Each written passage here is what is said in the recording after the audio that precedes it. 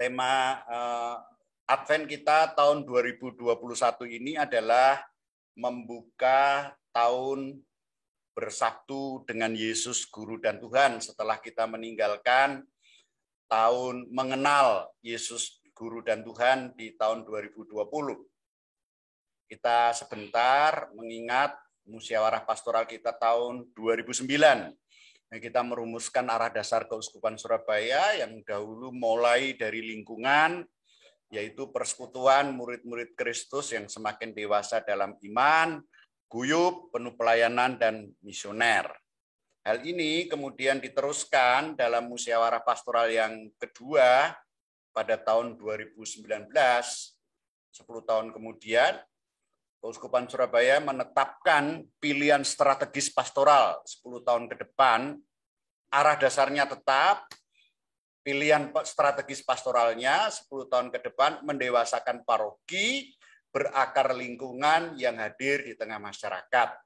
Jadi kita mendewasakan paroki, berakar lingkungan yang hadir di tengah masyarakat, itu langkah 10 tahun kita ke depan yang kurang lebih ditempuh dengan 2 tahunan dalam 3 tahap. Yang pertama, 4 tahun pertama itu tekanannya di hidup berlingkungan, lalu 2 tahun berikutnya berparoki, dan 4 tahun berikutnya lagi bermasyarakat. Kemudian 4 tahun pertama itu kita menggumuli persekutuan murid-murid Kristus yang diawali dengan kemuritan, kemudian dewasa, dan guyup penuh pelayanan dan misioner. Selanjutnya, kurang lebih demikian, sehingga 3 tahap perwujudan kebijakan strategis, tema 2 dan 1 tahunan perwujudan arah dasar Keuskupan Surabaya. Kurang lebih demikian. 4 tahun pertama hidup berlingkungan, 2 tahun berikutnya paroki, 4 tahun berikutnya hidup bermasyarakat. Kemudian 2 tahun awal kita menggumuli kemuritan Kristus yang 2 aspek mendasarnya adalah mengenal Yesus Guru dan Tuhan, dan kemudian 2022 bersatu dengan Yesus Guru dan Tuhan. Kurang lebih demikian Bapak Ibu dan para Romo. Kalau ada yang meminta share slide, nanti setelah selesai pasti akan di-share. Kurang lebih begini peta kita selama 10 tahun ke depan. Hasil dari musyawarah pastoral kita, perjalanan kita. Tahap pertama 2021 sampai 2024 mengenal Yesus Guru dan Tuhan, bersatu dengan Yesus Guru dan Tuhan, menghidupi Yesus Guru dan Tuhan dalam keluarga, dan menghidupi Yesus Guru dan Tuhan di lingkungan. Itu 4 tahun pertama. Ini alur formasi iman umat Keuskupan Surabaya melalui lingkungan atau stasi. Tahun 2022, para Romo dan Bapak Ibu, sebagai tahun bersatu dengan Yesus Guru dan Tuhan. Bersatu dengan Yesus Guru dan Tuhan merupakan kesatuan sakramental, yaitu kesatuan ilahi yang diterima melalui sakramen-sakramen, khususnya Ekaristi sebagai sumber dan puncak hidup gereja. Semua sakramen ke sana. Tetapi kita akan mencoba memfokuskan pada Ekaristi. Kesatuan sakramental yang tak nampak ini diwujudkan dalam penghayatan iman dalam hidup sehari-hari. Secara sederhana, analoginya atau bahasa gambarnya adalah manusia selalu ada aspek yang kelihatan dan ada aspek yang tidak kelihatan. Ketika saya sedih, saya menangis. Sedih itu sendiri tidak bisa diperlihatkan, kecuali dengan menangis misalnya, dengan murung. Nah, itu baru terlihat bahwa sedih. Nah, kurang lebih demikian.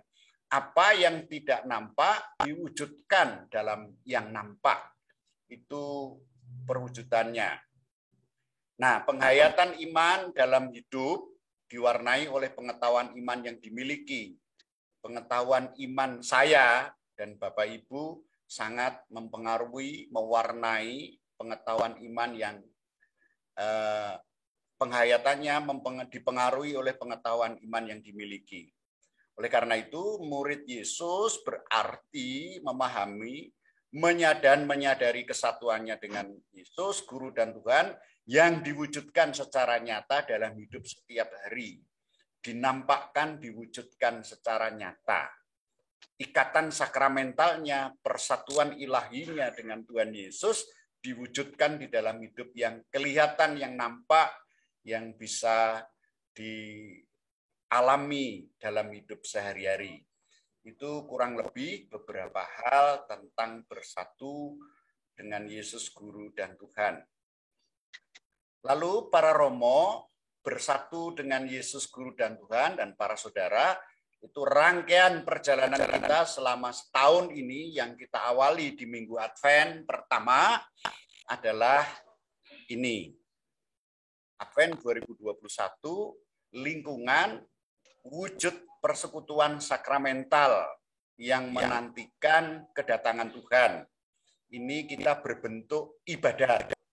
Kita beribadat bersama, nanti akan dijelaskan. Lalu ketika masa Prapaskah, kita dipersatukan Kristus dalam persekutuan yang dihidupi oleh Ekaristi. Gereja dipersatukan oleh Kristus dalam persekutuan yang dihidupi oleh Ekaristi. Selama masa Prapaskah, bahannya sedang disusun, itu merupakan pendalaman iman. Lalu pada bulan Mei, bulan Maria, kita melihat, mengalami teladan Ibu Maria sebagai Bunda Ekaristi. Itu juga pendalaman iman. Sedangkan dalam bulan September, bulan Kitab Suci, sesuai dengan tahun kita, tahun Lukas, tahun C, kalau sekarang ini masih tahun B, tahun Markus, mulai Advent ke depan, kita sudah tahun C, yaitu bersatu dengan Yesus Guru dan Tuhan dalam Injil Lukas. Bagaimana Injil Lukas kemudian melukiskan persatuan dengan Yesus Guru dan Tuhan. Lalu pada bulan Rosario, bulan Oktober, setelah kemarin kita dalam peristiwa gembira, maka pada bulan Rosario nanti kita bersatu dengan Yesus Guru dan Tuhan dalam peristiwa sedih. Tahun berikutnya peristiwa mulia, tahun berikutnya lagi peristiwa terang.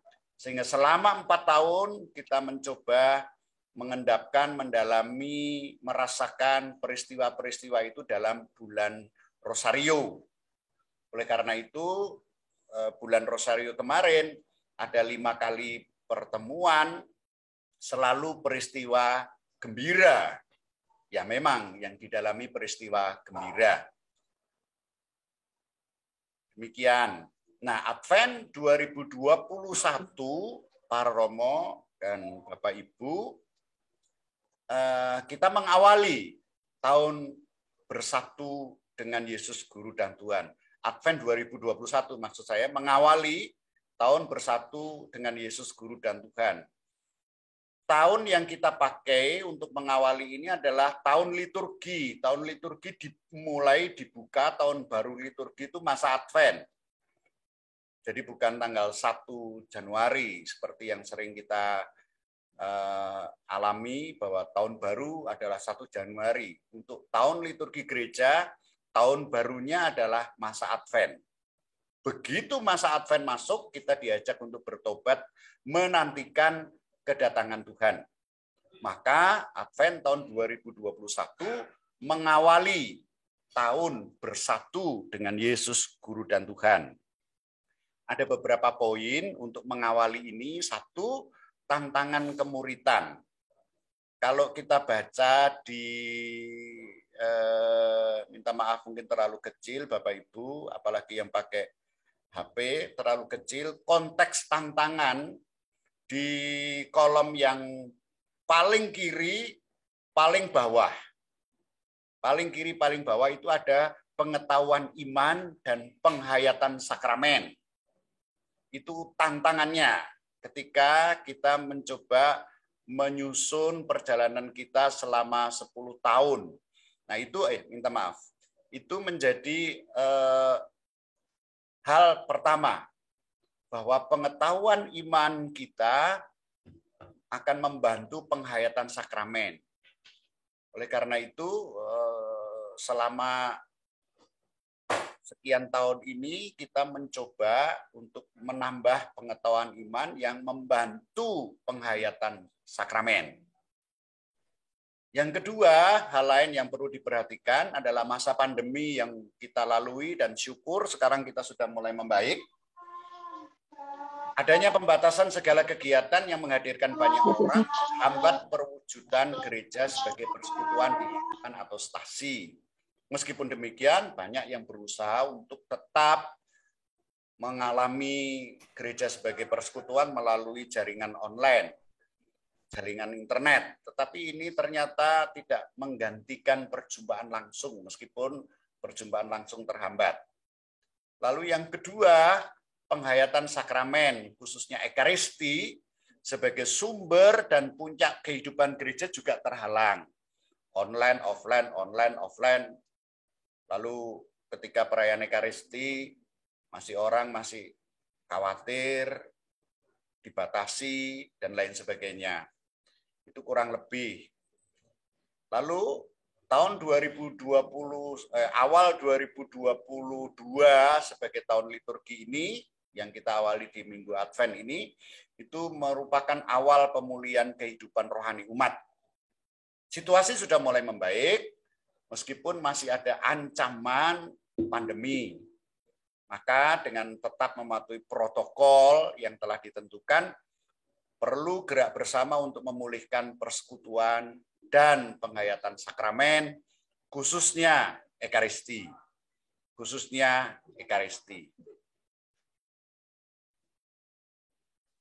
Maka saya memulai dengan temanya Advent 2021. Lingkungan wujud persekutuan sakramental yang menantikan kedatangan Tuhan. Para Romo dan Bapak Ibu, sebagai persekutuan sakramental, seperti yang saya tawarkan tadi di depan, bahwa apa yang kelihatan itu mewujudkan apa yang tidak kelihatan. Oleh karena itu, dalam masa Advent ini kita tidak bisa membicarakan Ekaristi kalau tanpa sakramen baptis. Maka lingkungan sebagai persekutuan sakramental yang menantikan kedatangan Tuhan adalah persekutuan yang disatukan karena baptis. Yang pertama, gereja mengajarkan bahwa sakramen baptis merupakan gerbang sakramen-sakramen yang perlu untuk keselamatan. Maka memperoleh keselamatan dalam gereja dan menerima berbagai anugerah keselamatan dalam sakramen-sakramen lainnya, orang harus dibaptis dahulu. Bahwa sakramen baptis adalah pintu gerbang untuk sakramen-sakramen yang lainnya yang diperlukan untuk keselamatan, dan itu hanya bisa diterima di dalam gereja. Maka sekaligus sakramen baptis adalah pintu gerbang menerima keselamatan dalam sakramen-sakramen lainnya, dan juga sekaligus pintu gerbang untuk memasuki sebagai anggota gereja. Dengan menerima sakramen baptis, setiap orang mengambil bagian dalam sengsara, wafat, dan kebangkitan Tuhan Yesus.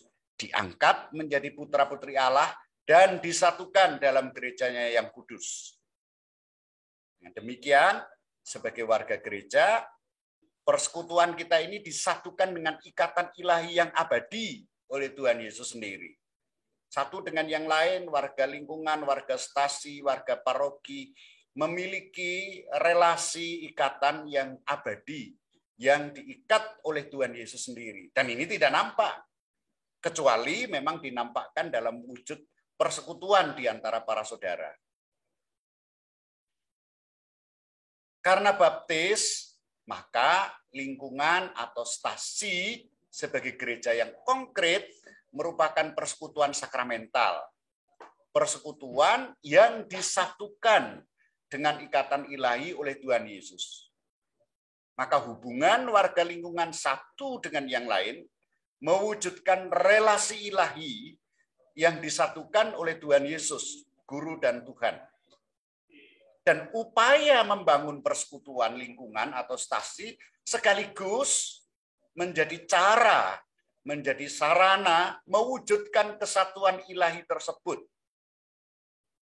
Jadi kalau saya menyatakan bahwa saya cinta kepada anak-anak saya, berarti harus ada wujudnya, yaitu misalnya memberikan baju yang baru, menyekolahkan, itu wujud cinta yang anak-anak bisa merasakannya. Maka relasi ilahi yang ada di antara warga lingkungan stasi itu ketika saling mengembangkan, membangun persekutuan di lingkungan dan stasi itu sungguh mewujudkan kesatuan ilahi tersebut.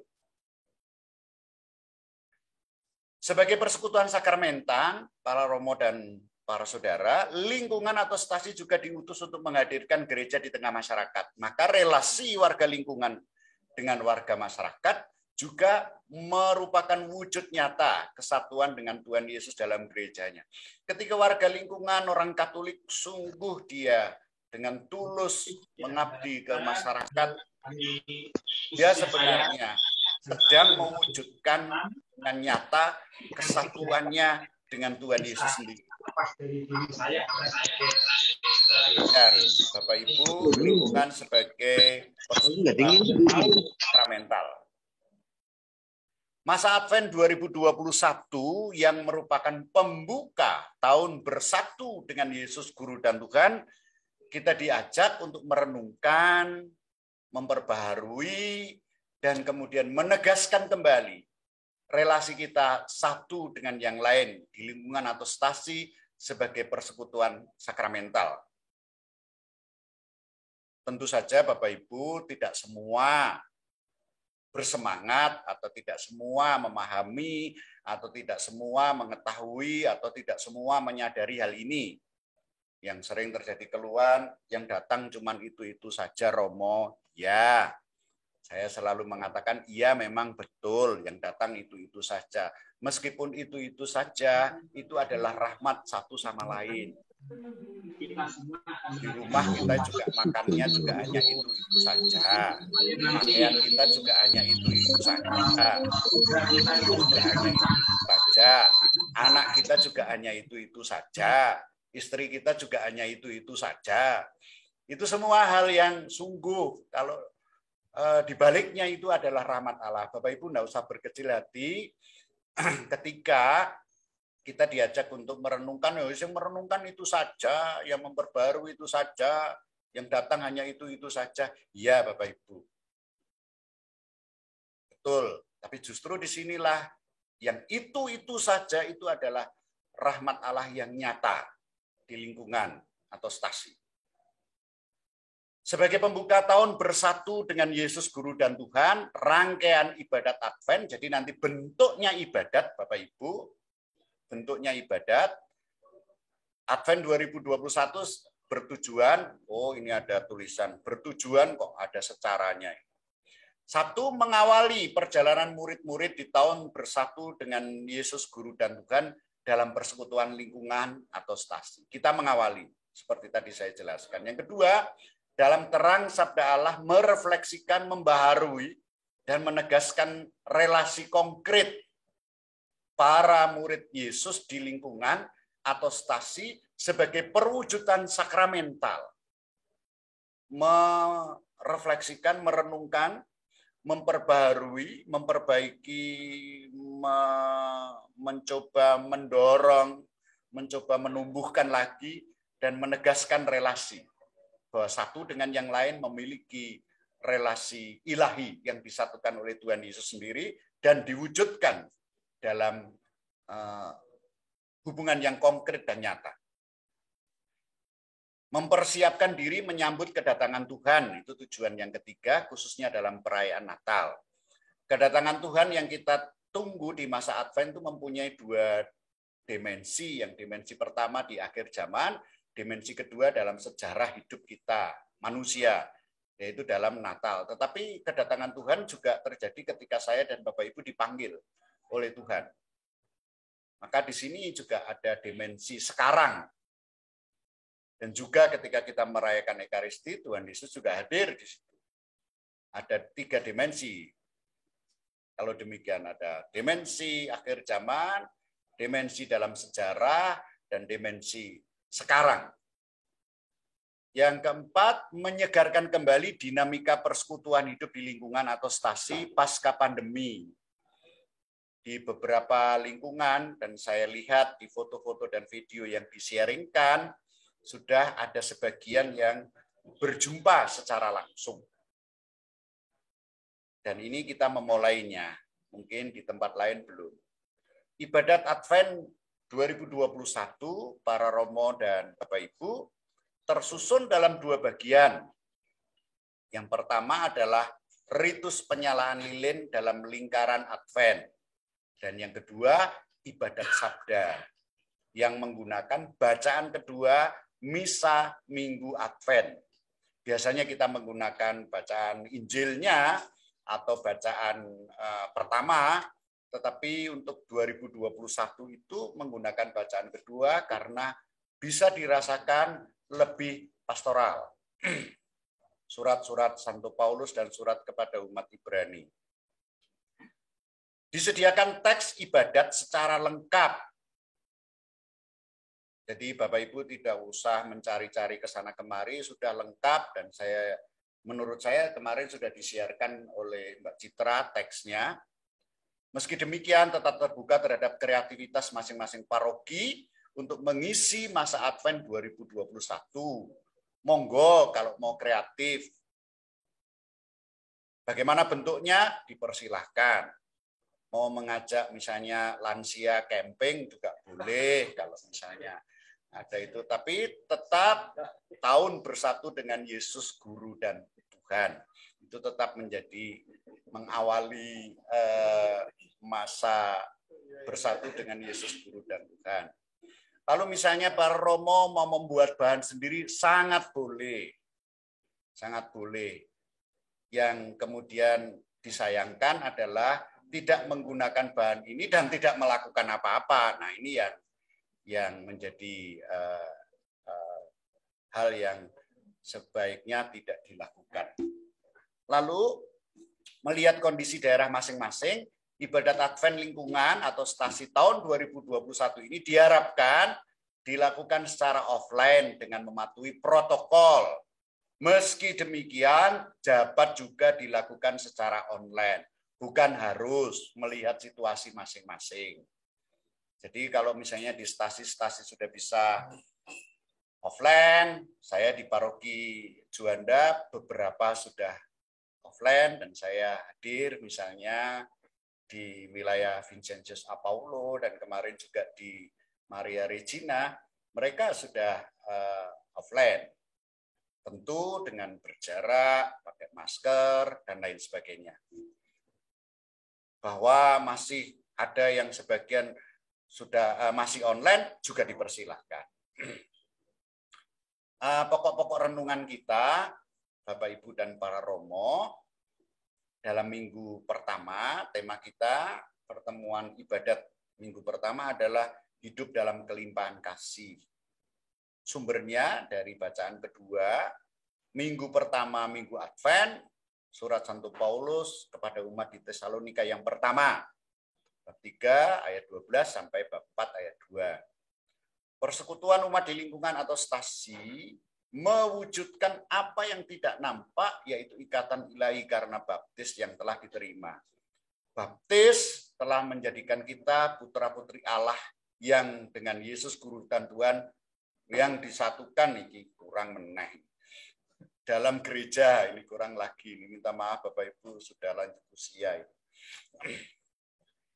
Sebagai gereja yang konkret, lingkungan atau stasi merupakan perwujudan nyata dari relasi ilahi yang diterima dalam baptis. Maka lingkungan atau stasi, ya ini seringkali menjadi kok lingkunganku begini, kalau lingkunganku stasiku begitu. Jangan gemen-gemen ya. Lingkungan itu sungguh persekutuan ilahi. Maka lingkungan atau stasi merupakan wujud persekutuan sakramental, mewujudkan secara nyata bahwa relasi satu dengan yang lain warga lingkungan, yang males, yang setengah males, yang aktif, setengah aktif, seperempat aktif, atau tidak aktif sama sekali, itu semua memiliki relasi ilahi satu sama lain. Hal ini yang nampak jelas terlihat di masa pandemi, Bapak Ibu. Sangat terlihat sekali bahwa banyak umat dengan kasih yang tulus menjadi relawan. Itu terlihat sekali. Menyediakan makan, mengirim makanan, memasakkan makanan, mengirim oksigen, mencarikan ambulan, mengantar ke pemakaman, mencarikan pemakaman. Banyak sekali yang dilakukan para relawan ini. Ini sungguh mengungkapkan iman, relasi yang tak nampak itu. Saya sendiri mengalami di paroki saya, di paroki Juanda, bagaimana mereka berjaga selama 24 jam. Saya yakin di paroki-paroki juga demikian. Saya yakin di paroki-paroki demikian. Terima kasih kepada para relawan yang sungguh telah mewujudkan relasi yang tidak nampak itu. Mengantar oksigen. Ada yang mengantar oksigen besar sekali begini, yang 6 kubik atau berapa itu.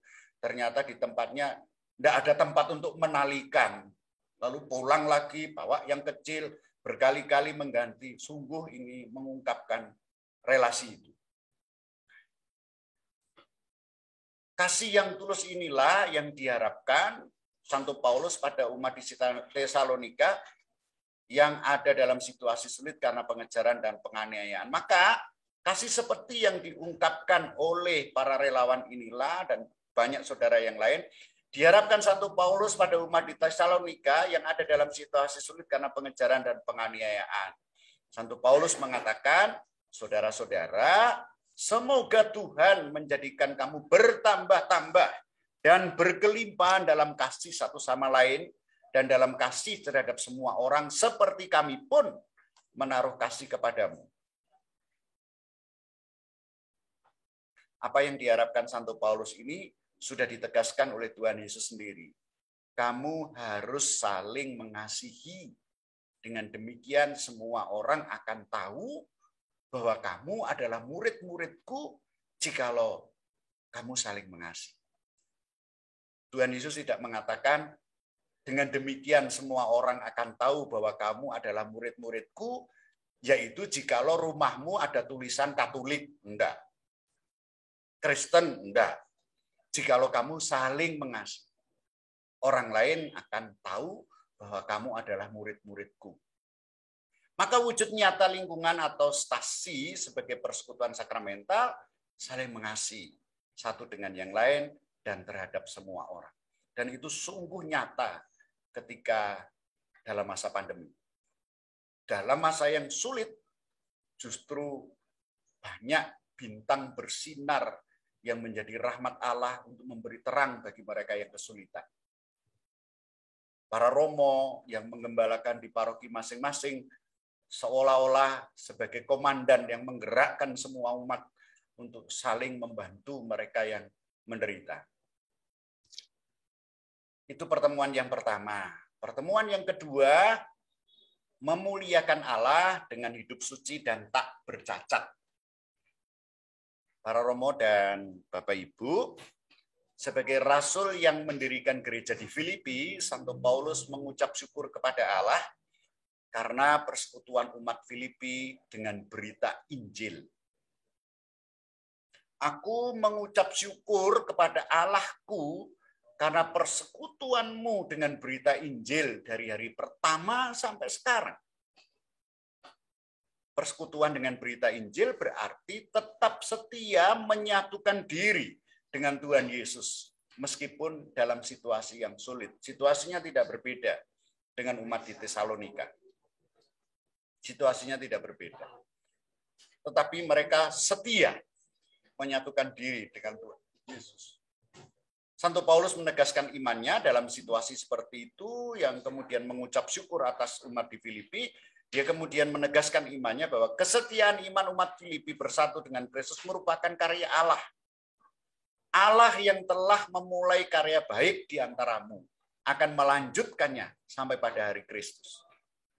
Allah yang telah memulai sendiri Bapak Ibu di antara Bapak Ibu yang menjadi pemandu, banyak hal dilakukan di stasi. Menemani anak-anak muda, mengunjungi orang-orang yang sakit, orang-orang yang sepuh, membantu sekolah, ikut berlatih bernyanyi, ikut memimpin doa, bersedia menemani pendalaman iman. Itu semua Allah yang memulai karya baik di antara lingkungan dan stasi Bapak Ibu. Dan Allah pasti akan melanjutkan sampai pada hari Kristus. Atas kesetiaan bersatu dengan Yesus Guru dan Tuhan, Santo Paulus yang mengalaminya di umat Filipi, mendoakan umat Filipi, semoga kasih-Mu semakin melimpah dalam pengetahuan yang benar dan dalam segala pengertian. Dengan demikian, kamu dapat memilih apa yang baik, agar kamu suci dan tak bercacat menjelang hari Kristus. Dan akhirnya, semoga kamu dipenuhi dengan buah kebenaran oleh Yesus Kristus untuk memuliakan dan memuji Allah. Dengan demikian, Bapak, Ibu, dan para saudara, seperti yang didoakan Santo Paulus, sebagai anggota persekutuan sakramental di lingkungan dan stasi, di semua paroki, setiap warga lingkungan atau stasi memuliakan Allah dengan hidup suci dan tak bercacat, yang diwujudkan dengan ketulusan berkorban karena mengasihi seperti Kristus sendiri. Ini minggu yang kedua. Pokok renungan di minggu yang ketiga, mewartakan kebaikan Allah dengan sukacita. Bapak, Ibu, dan para saudara, ketika kita dibaptis, banyak lambang atau tanda yang diberikan kepada kita. Ada minyak, ada macam-macam itu, diantaranya dua yang diberikan kepada kita. Yang pertama adalah kain putih yang dikenakan kepada kita, dan yang kedua lilin bernyala. Kain putih dan lilin bernyala menyatakan bahwa karena baptis, saya dan Bapak Ibu dianugerahi martabat ilahi sebagai putra-putri Allah dan menjadi cahaya Kristus. Maka selama hidup, kita harus menjaga martabat ilahi ini dengan tak bercacat dan menghayati iman dengan setia sampai mati. Itu bukan sekedar hiasan, aksesoris hiasan belaka, tetapi sungguh bermakna, kain putih dan lilin bernyala. Martabat ilahi sebagai putra-putri Allah dan anugerah hidup kekal ini menjadi sumber sukacita bagi setiap murid Kristus. Kepada umat di Filipi, Santo Paulus menyerukan, bersukacitalah dalam Tuhan. Sekali lagi kukatakan kepadamu, bersukacitalah. Ini seruan Santo Paulus.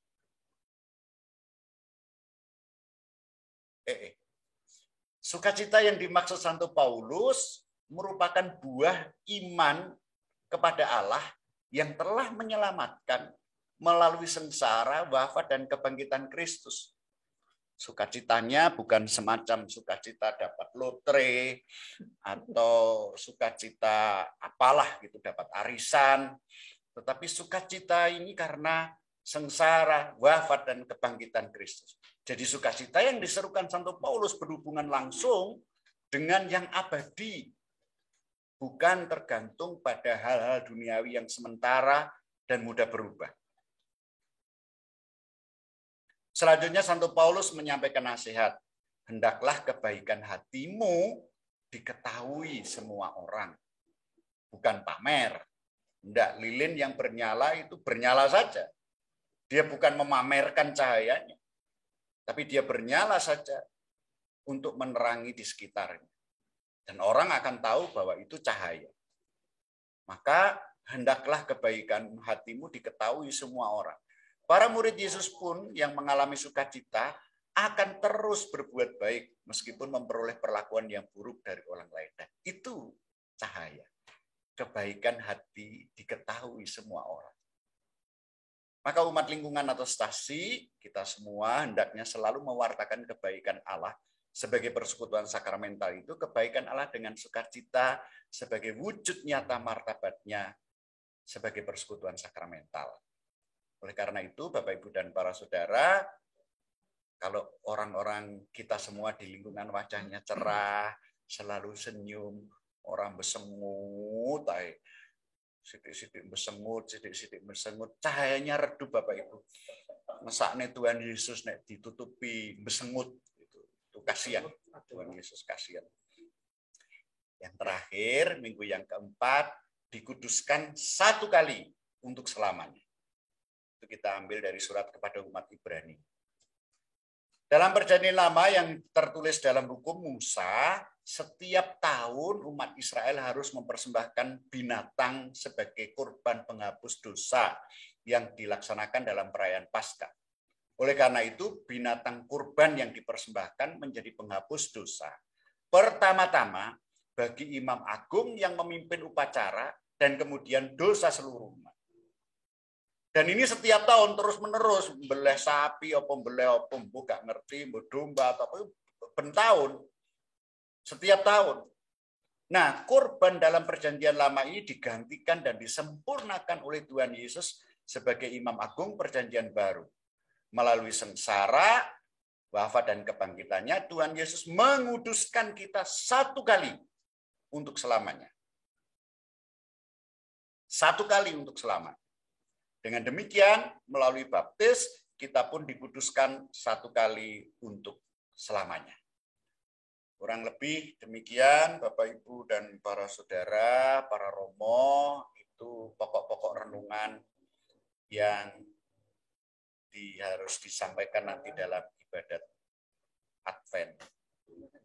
Sudah selesai. Gusti tansah paring berkah. Matur nuwun para romo, Bapak, Ibu,